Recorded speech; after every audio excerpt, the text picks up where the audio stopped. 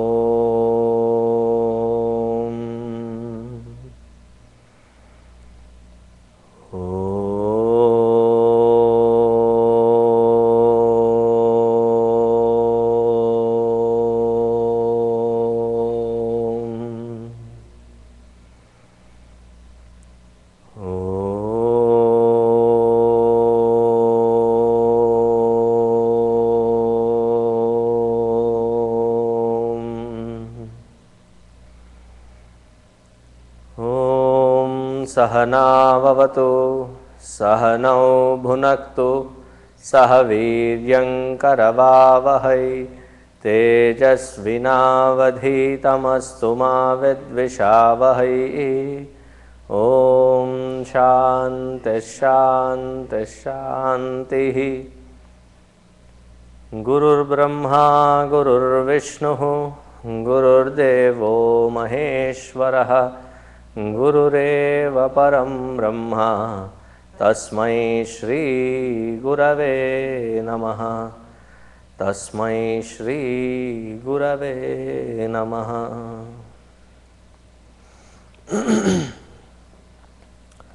Let's chant till the 24th shloka.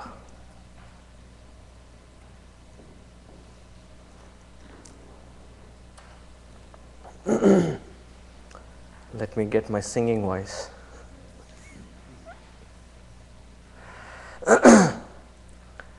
कर्तुराज्ञया प्राप्यते फलं कर्म किं परं कर्म तज्जडं कृतिमहो ददौ पतनकारणं फलमशाश्वतं गतिनिरोधकम् ईश्वरार्पितं नेच्छया कृतं चित्तशोधकं मुक्तिसाधकं कायवाङ्मनः कार्यमुत्तमं पूजनं जपश्चिन्तनं क्रमात् जगत ईषधि अष्टमूर्तिभृद्देवपूजनम् उत्तमस्तवादुच्चमन्दतः चित्तजं जप ध्यानमुत्तमम् आज्यधारया स्रोतसा समं सरलचिन्तनं विरलतः परं भेदभावनात् सोऽहमित्यसौ भावनाभिदा पावनीमता भावशून्य सद्भावसुस्थितिः भावना बलात् भक्तिरुत्तमा हृस्थले मनः स्वस्थता क्रिया भक्तियोगबोधाश्च निश्चितं वायुरोधनात् लीयते मनः जालपक्षिवत् रोधसाधनम् चित्तवायवश्चित्क्रियायुताः शाखयोर्द्वयी शक्तिमूलका लयविनाशने उभयरोदने लयगतं पुनर्भवति नोऽमृतं प्राणबन्धनान् लीनमानसं एकचिन्तनात् नाशमेत्यतः नष्टमानसोत्कृष्टयोगिनः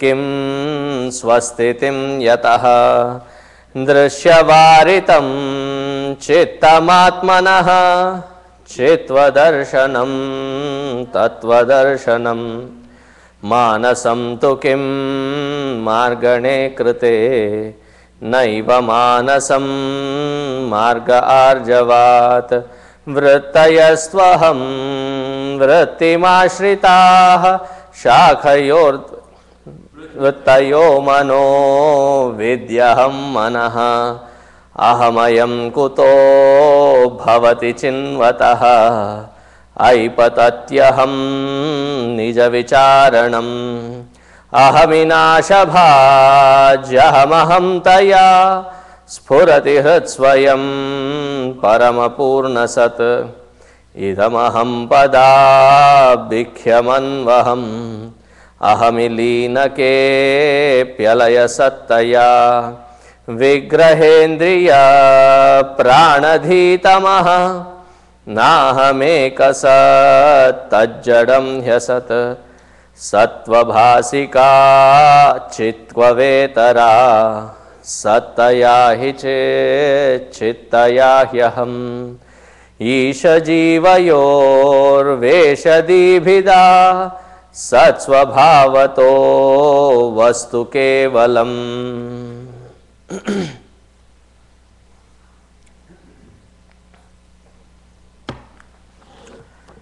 These are very beautiful shlokas, the 23rd and the 24th.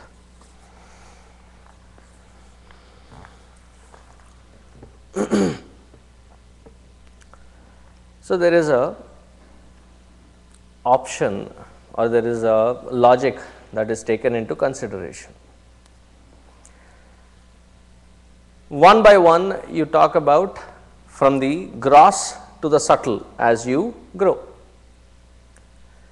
The grossest is the world of objects. From the grossest you go to the next layer. So there is organs of perception and action. Subtler than them is the mind. Subtler than that is the intellect. Subtler than that is your vasanas. And the subtlest of all is that which enlivens all the above stated.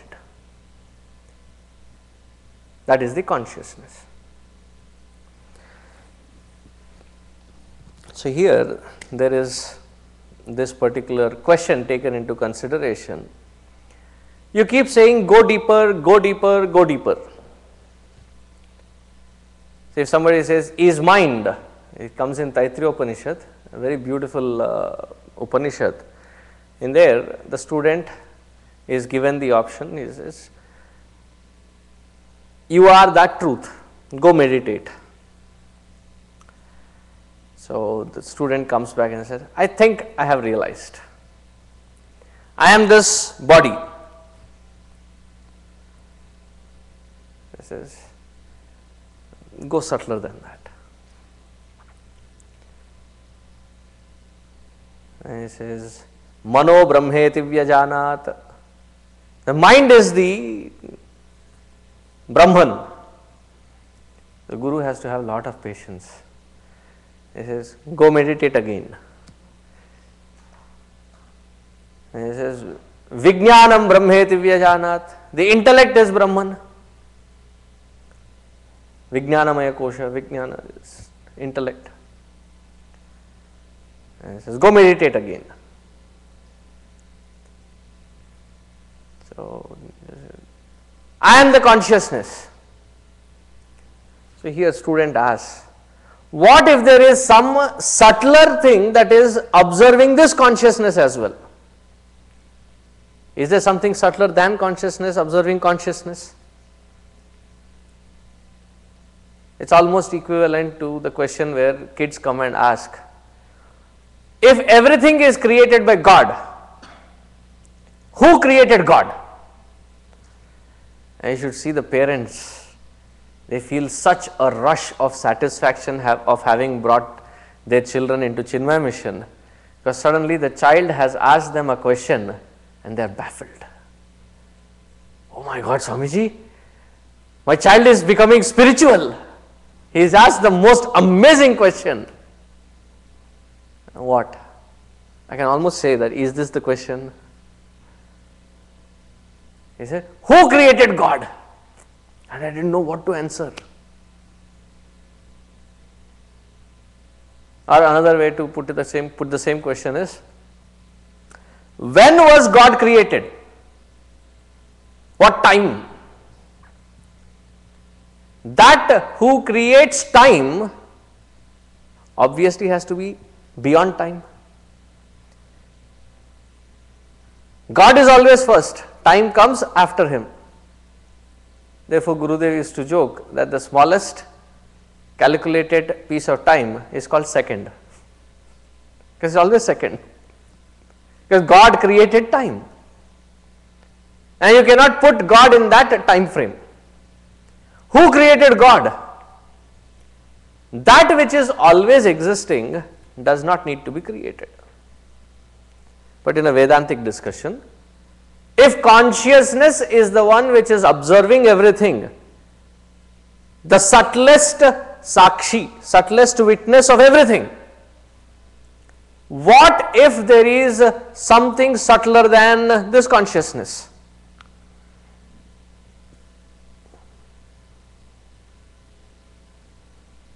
Because everything that exists seems to be illumined by consciousness.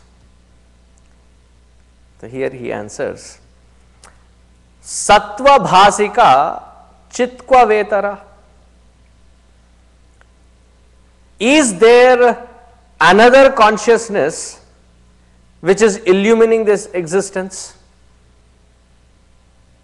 His logic is so precise and so well put. He says, Sattaya hi chit, chittaya hyaham. Existence or the existential reality, that which is being illumined, is the existential reality. So the existence and consciousness, they are not two separate. So far what has been illumined, we have been seeing it as other than, and now he brings in a curve and he connects both and saying that that which is being illumined and that which is illumining, both are two sides of the same coin. That which is existence and that which is illumining it, consciousness, they both are same. Come again, sorry. What? So I will take you to a longer loop. What is a longer loop? The entire creation, entire cosmos, in Vedanta we have been hearing that it is created by God. Have you heard of that statement? God created everything. Okay, good. I know you are very intensely trying to grasp the concept here. God created everything. Fine. How did he create this entire universe? Usually when we create something, there is a pot maker, there is the pottery wheel, and there is the raw material of the clay. So when all three of them are put in one place, the artist or the maker sits with the wheel and then puts the lump of clay on it. Have you ever tried pottery? Frustrating. I have tried. Now what was the maximum size that your maximum height that your mud wall could stand? If you have tried, that's pretty good. That tall? Wow.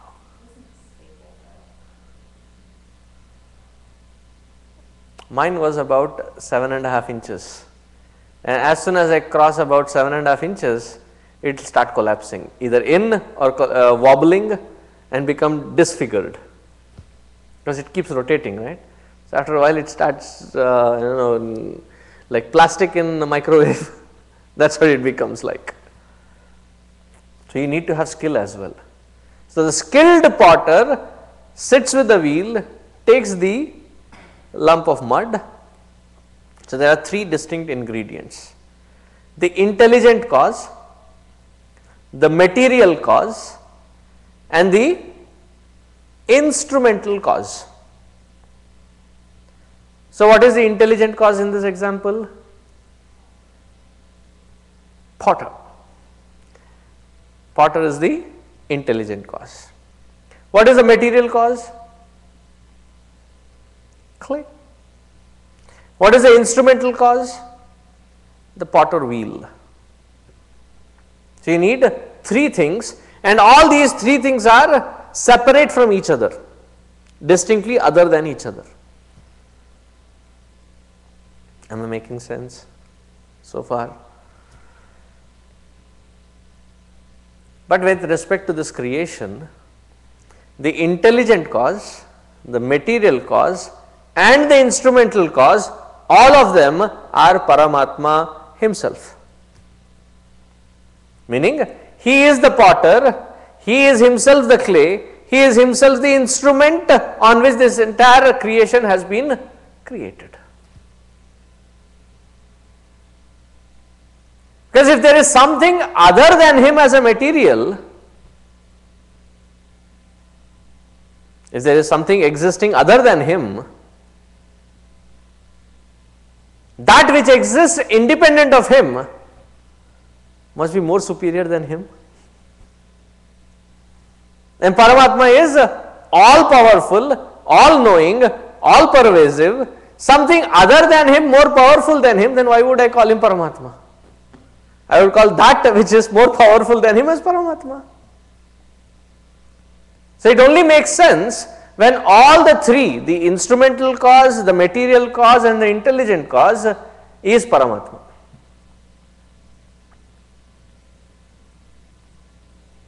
Okay. So, therefore, what happens to this entire creation? That every expression of material or the sthavara jangama, sentient and the insentient, both are nothing but the expression of that very Paramatma. So, what we see, what is this? But in essential reality, what is this? Paramatma. Am I reaching across? What is this? There you go. This is also Paramatma. A wilted flower, but okay. Paramatma in its last stages as a flower.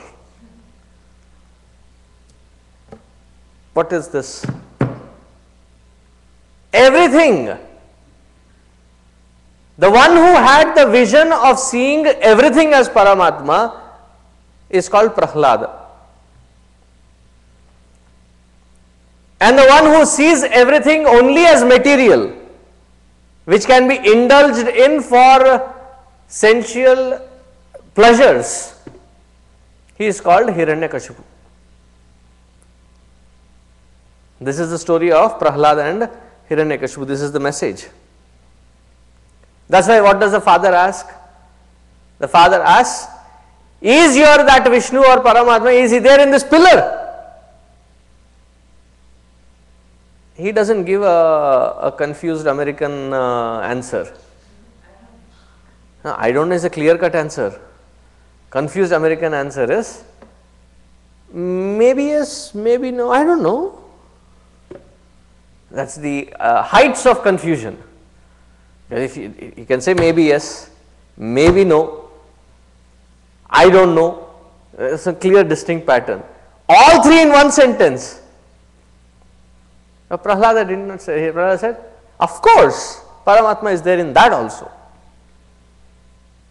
Now he was talking from that essential standpoint that everything that is, whether it is matter or enlivened, all is nothing but expression of Paramatma. Once I was explaining this concept to a 7th grade class. Don't ask me why I ended up having to get to this level.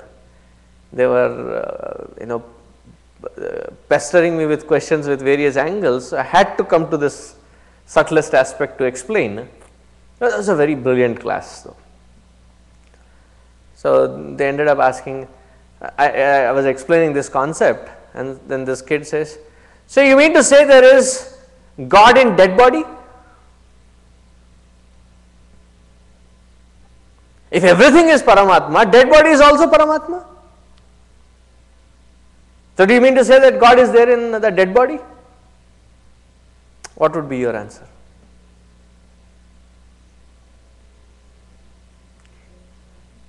God is in that dead body as well, but cannot be sustained with the enlivening aspect, therefore it has to be brought down to its nascent expression of existence, which is carbon. Therefore either it has to be burnt or buried.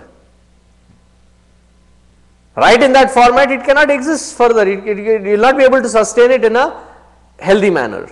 Therefore it has to be brought down to its nascent existence. So Paramatma is there in and through both the sentient and the insentient, because he is the one who is the material, he is the one who is the intelligent cause who has created it, he is the one who has been the instrumental cause for this creation to express. But do we see Paramatma everywhere? Even in that who is sentient sitting next to you, do you see Paramatma? We see an individual. And then we have a form and a name tag. That divisive vision to see everything as separate is called Maya. That oneness to see Paramatma everywhere is called realization.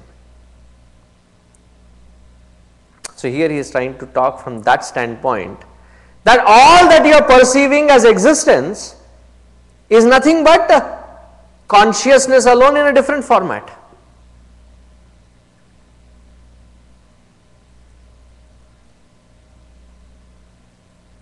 So he says, how can these two be different? And Guruji writes very beautifully, look into the page 65 in this book, it's after the meaning, second paragraph.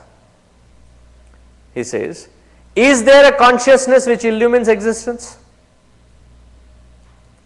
Is consciousness different from existence? Did you get to that page? Yeah, it's the same shloka it has to follow.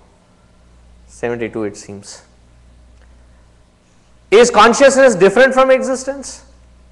So then he asks some beautiful questions. He says, if existence is different from consciousness, then existence will become inert.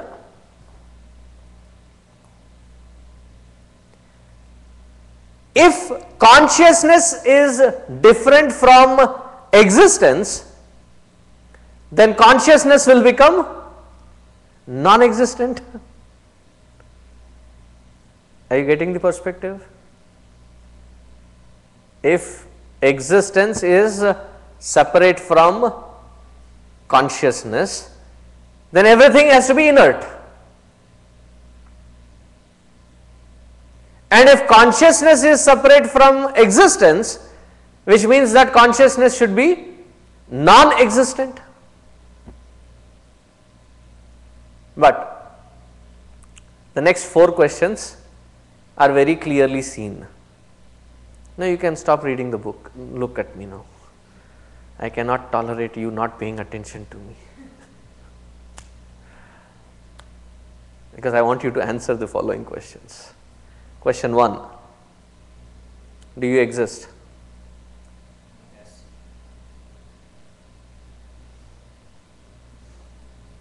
There's something wrong with her. Yeah, she said no. Do you exist? Yes. Do you need proof of your existence? Do you know that you exist? So, what do these three questions prove? That I am existent and I am conscious of my existence. Knowing that I exist is I am conscious of my existence, and here he is trying to prove that both are one and the same. That I am existent, I am existence, and I am consciousness, because that is my true nature. And these are not two different qualities.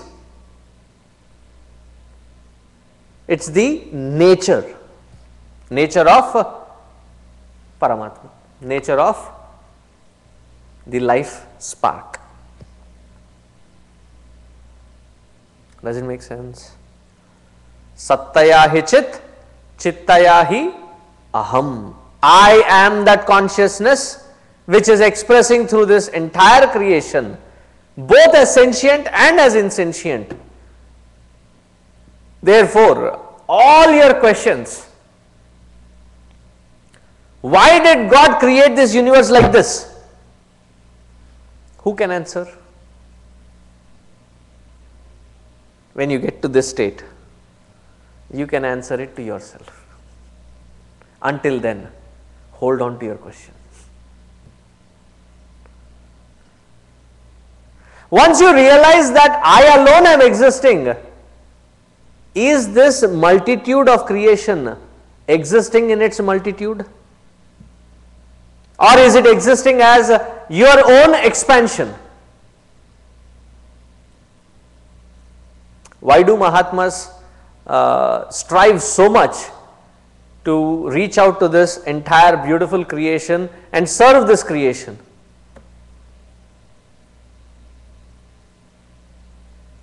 Almost all Mahatmas, all realized masters, they come back to serve this world. Why? What do they get out of it? Do they get any kind of credit? Do they get any punya points? That when they go to their maker, look, I have these many.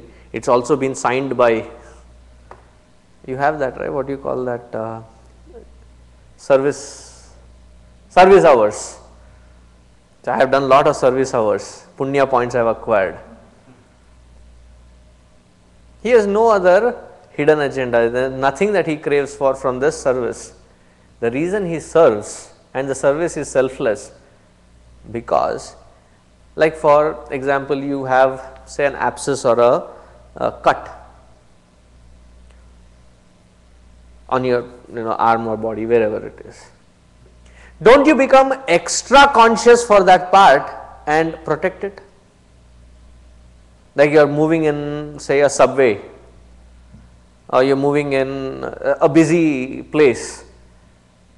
Other times people would have been hitting across, or touch, or you wouldn't be even bothering.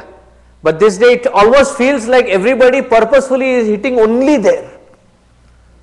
It's not that they are trying to hit only there, it's that you have become so super conscious of that particular part that you want to now protect it. Why do you want to protect your own arm which has an abscess on it? Because you know that it is your own expansion, it is your own extension. So when a Mahatma reaches out to this entire creation,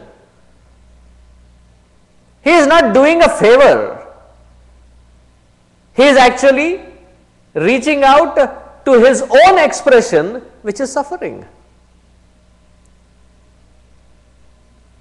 Now, what part of our own pledge talks about this?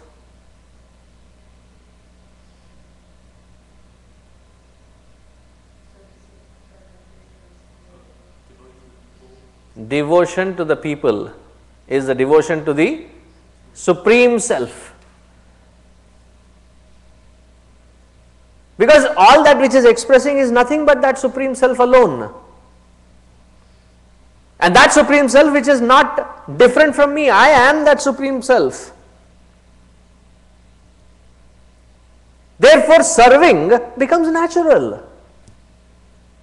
Now, look at it from this standpoint, and look at the beauty in reaching out to serve. In any other kind of service, there is a hidden motive behind. Here, there is a complete selfless expression to reach out to any place. That is why they don't care whether it is what caste, creed, gender, nationality, religion, doesn't matter.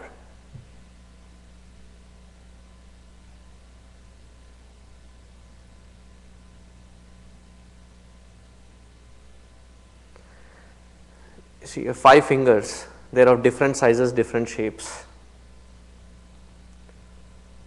Do you have a conviction that it has to be only of a certain size, certain shape that I'll maintain it?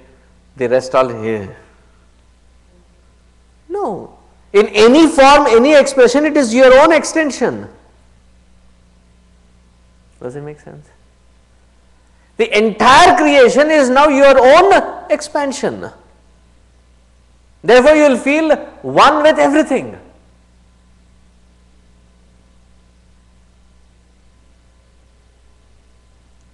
There have been some of these Mahatmas, there when you read their life story, there was this Mahatma meditating, and as he opened his eyes, he saw a beautiful bird right in front of him.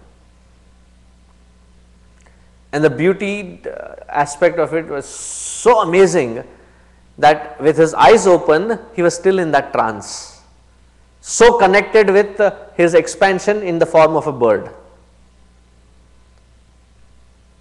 And suddenly a hunter hits that bird, the arrow pierces through, and this Mahatma starts bleeding.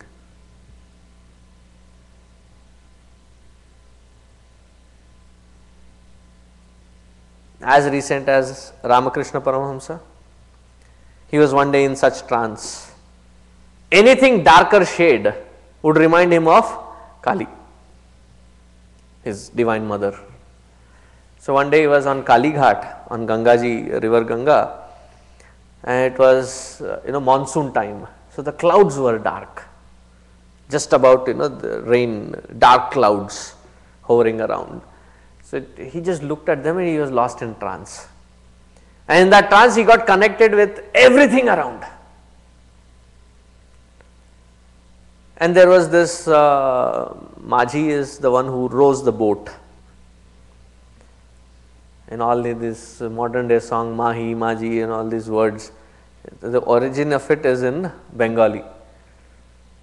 So the oarsman, that's what they call them, he did something wherein the master of that boat fell, he tripped. He got so mad at this fellow that he pulls that oar out and then whacks him. And Ramakrishna Paramahamsa ji was standing there watching it, but he was so one with that totality that as soon as that guy was whacked, there was a whip mark on Ramakrishna Paramahamsa's back. One with the totality, one with everything, connected with everything, because it is my own expansion.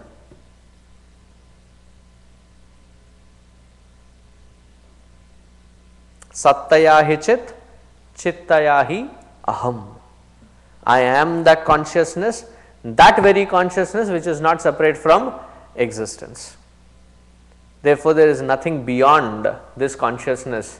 All that exists is this consciousness alone.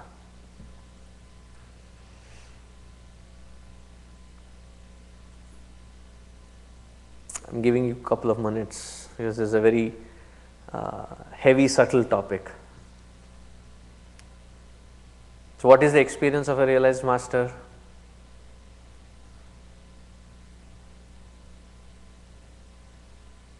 The experience of the realized master is oneness with existence. There have been some great masters like Namdev, Tukaram and such people have written, even some Tamil poets have written saying that, Lord, if this is the beauty of creation and expression of my oneness with this beautiful creation, why would I even care about not having a rebirth? I don't need to be scared about it, because I am coming back in service of my own expansion. Therefore, I am not scared of it. Even if I have to come back as your devotee to serve this much entire vast creation, I would see it as my privilege. This is like a contrary statement, right? Because we keep hearing that I need to get out of this birth and death cycle.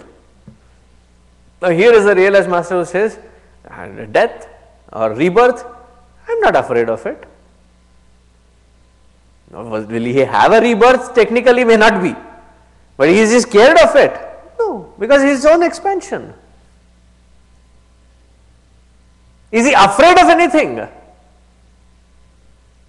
You are afraid of something when you know that it is something other than you.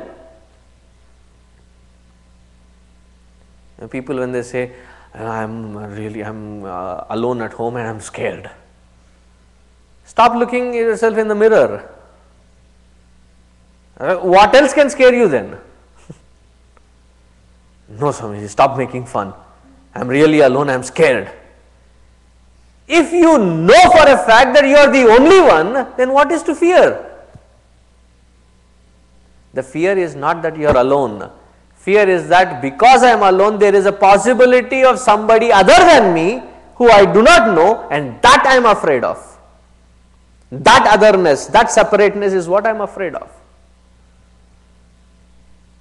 But then where there is oneness,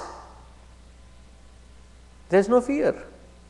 For fear to exist, there has to be duality. Dvayat bhayam bhavati. If there is more than one, and whenever there is two, there is always scope for fear.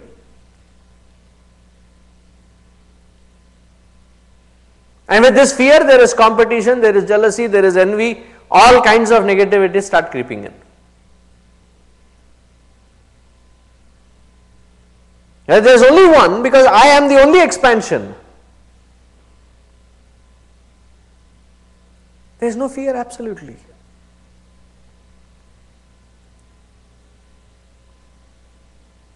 So, continuing this thought and making it even more subtler. In the next shloka, which we have already read, Isha jiva yor veshadhi bhida satsvabhavato vastu kevalam.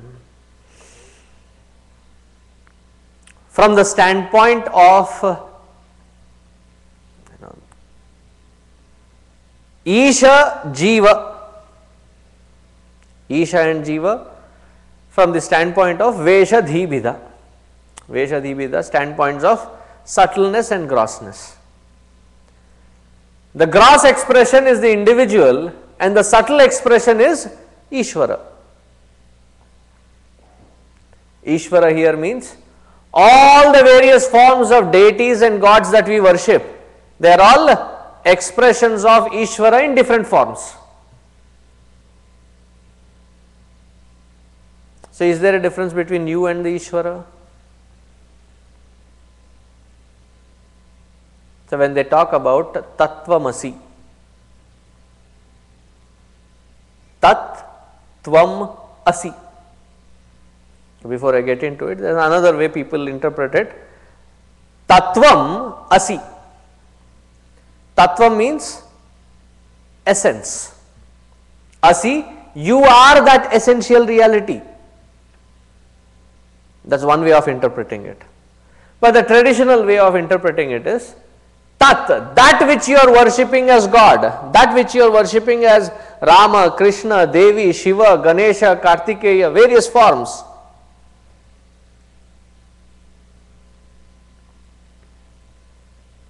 In fact, one day, sometimes people with aggravated standpoints, when they come, you don't know how to handle them. There was this pro-Hindu group that came to me and they said, we should stand up against all these, conversions of this Christian, Muslim. So from what standpoint, I asked.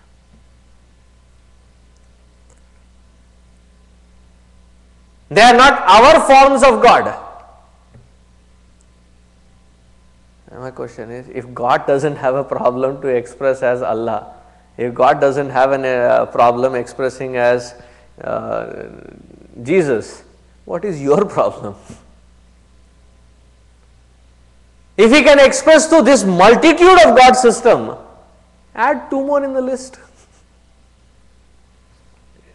Why be miserly?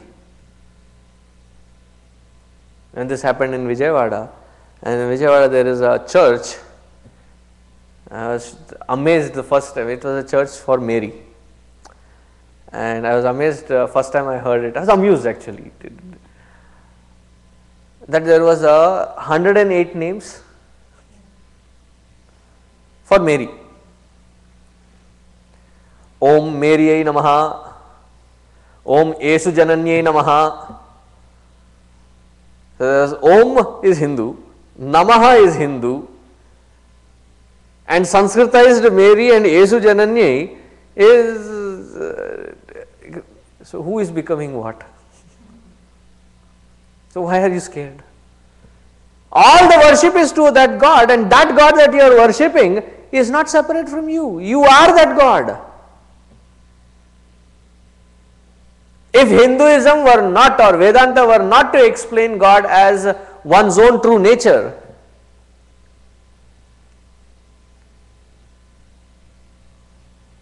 then probably I would have become an atheist.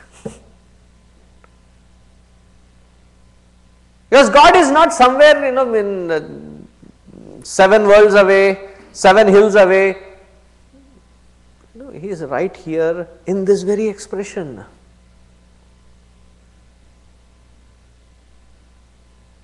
Now, once you understand from that standpoint, then love that overflows from within is not for the individual, is not for, it's as intense as love for oneself, because yourself is the one which is spreading all across. There is no contamination in that love. There is no expectation of any reciprocation required in that love. That is the oneness. Now that which you are worshipping in the form of, then another smart aleck question at this moment would be, if that God is my own true nature, then why do we waste our time in so much of ritualism, so many temples, so much time wasted, so much wealth wasted? Is it necessary? So I will give you your answer back to you. It depends. Whenever I ask any question, and you very carefully answer saying, it depends. So I also now have learnt. It depends. If you are smart enough, your buddhi is sharp enough, you don't require those things. Unfortunately, however smart we may consider, we are only owners of smart gadgets, and that's where smartness ends.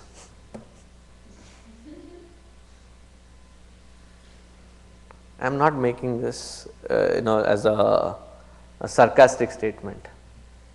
If we are sharp enough, if the intellect is that sharp, that it has to perceive everything as Paramatma. Do we perceive? Let alone everything as Paramatma. Do you see yourself as Paramatma? So when buddhi is that mudadhi, in that kind of a stupefied environment, to tune that buddhi, to show the direction to that buddhi, external environment is required through which it can be directed inwards. And all the rituals that are developed around that is to pull every organ of perception, action, mind, intellect into that one concept so that you can transcend the limitations and conditionings.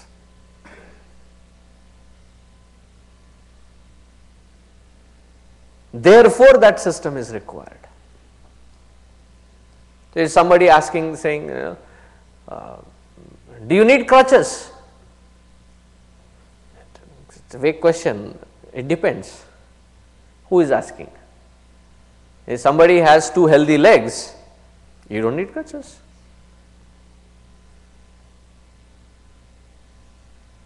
If somebody has a broken ankle or a twisted calf muscle or whatever it is, and you are not able to walk, then you will need support. And it is that support system. And finally, to reach where? To understand what? That I, that conscious principle who is expanding in this beautiful creation, is the Paramatma. This Atma is nothing but Paramatma. Sat Swabhavataha Vastu Kevalam. All that which exists is that Vastu, is that Paramatma alone. Let us take a couple of examples. One good profound example that can be taken.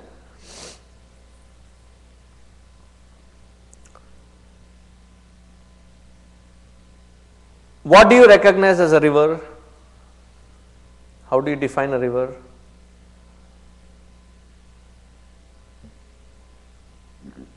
It's not a trick question, simple question. Yeah, I know it is simple, but it is a vague thing to define. Body of flowing water. That is a river.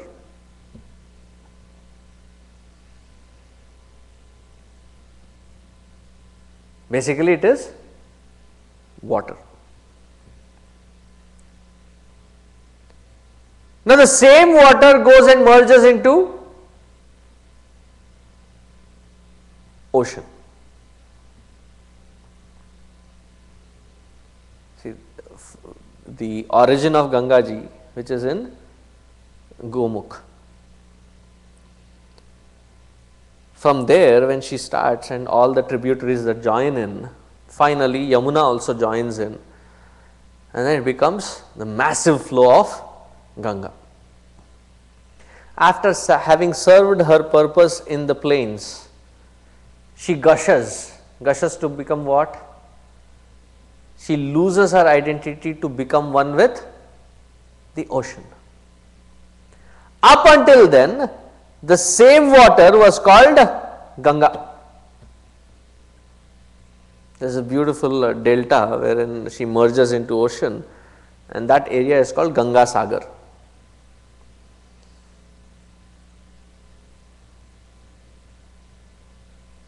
One feet this side, she is still Ganga.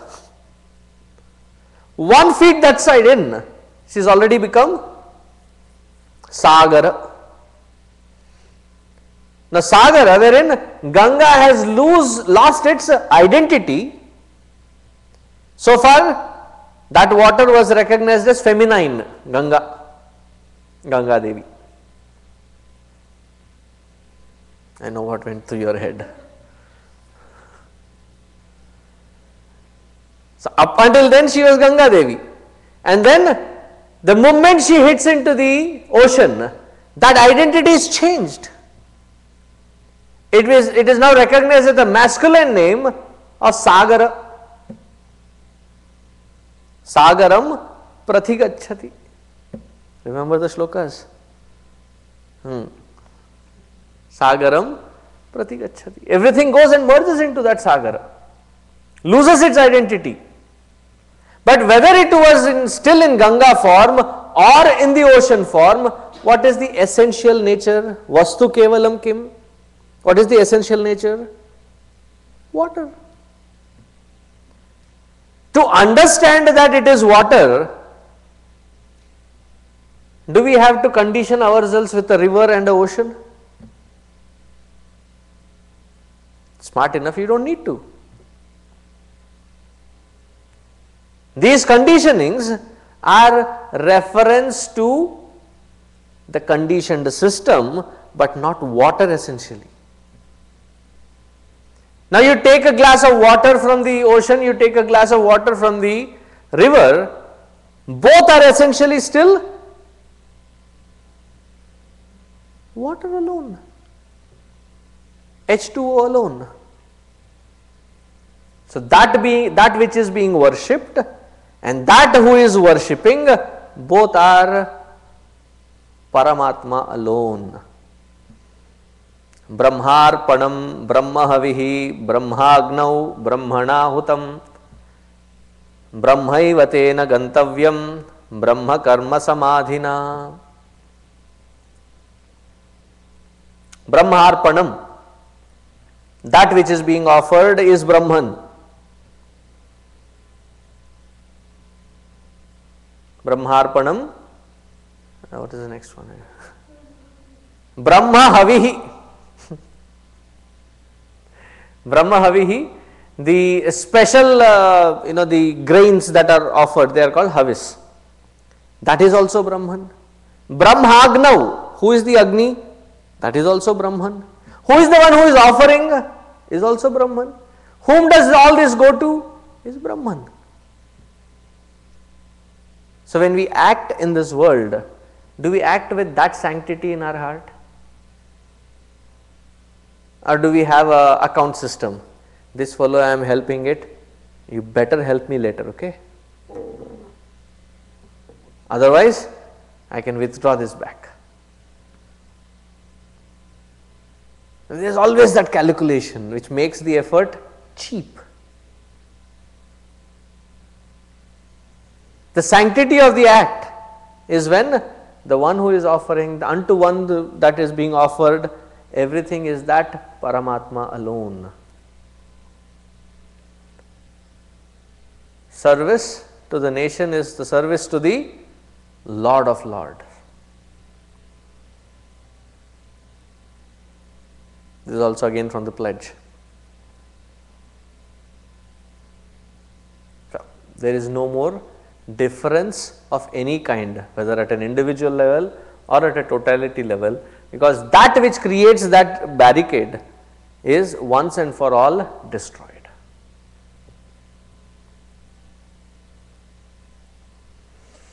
All the illusions that exist get destroyed thereby.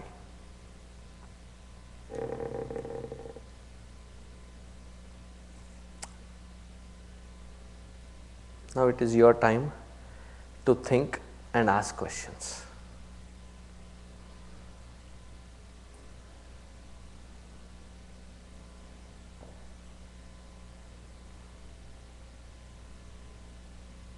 What are the processes to get to that level where there is no discrimination, where you view the world as one?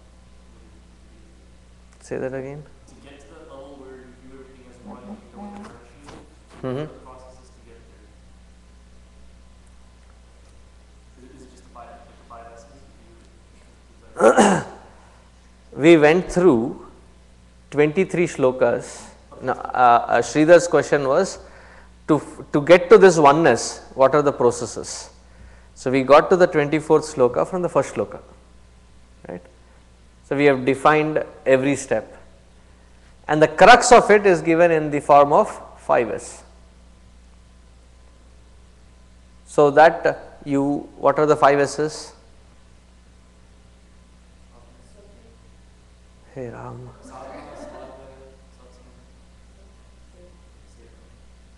Okay, first one, sadhana. Sadhana, every single day do your puja and japa. Next one, swadhyaya. Swadhyaya, every day. There is not a single day that goes by wherein you are qualified to eat your food unless there is some swadhyaya happening. That you read through at least, swadhyaya means reading a scripture. That's one meaning of swadhyaya. The second meaning of swadhyaya is looking into your own self. Swasya adhyayana, which was the journaling. Next one is satsanga. Either you attend satsanga or you give satsanga.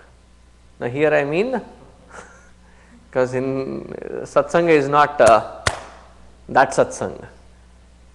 This format is called satsanga. So this kind of satsanga. Either you are conducting a class or you are partaking in a class. Okay, the next one, seva. put your entire life into perspective, and you should be able to squeeze out at least 45 minutes to 1 hour every day to do some meaningful seva. I am busy. To do what? To achieve what? If you cannot see Paramatma everywhere, you are not going to be happy. And this seva is what is going to help you see that. Next, Swarupanistha. Meditate regularly once these 4 have been accomplished.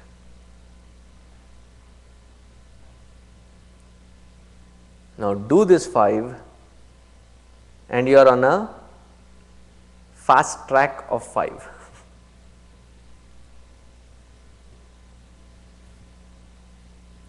Any other questions?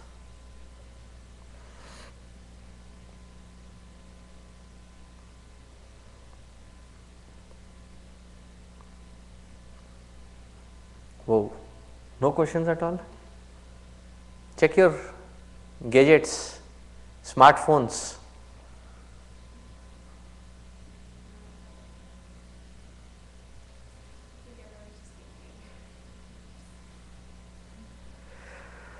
Om Shanti Shanti Shanti Hari Om Shri Gurubhyo Namaha Hari Om.